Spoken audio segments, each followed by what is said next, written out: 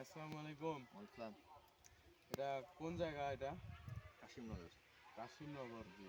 এটা ঝাড়বাড়ি বীরগঞ্জের মধ্যে পড়ে। কাশিমনগর। ও এটা কি কপি লাগাইছেন? এই Greenland white box. White box. এটা লাগার আজকে আপনার বয়স 80-85 দিক। 80-85 দিন। ফলের আকার সাইজ কিরকম হয়েছে? ভালো হয়েছে। ভালো হয়েছে। মার্কেটে বাজারজাতের জন্য উপযোগী। উপযোগী এবং কপিটা তো টাইট, তাই না? কবিতা টাইপ। টাইট। অন্যান্য কোম্পানির থেকে জাতটা কি ভালো আশা করা যায়?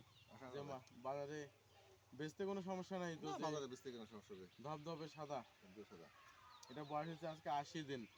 এটার ওয়েট হচ্ছে প্রায় 3 কেজি। 3.5 কেজি হবে। হ্যাঁ, 3 কেজি।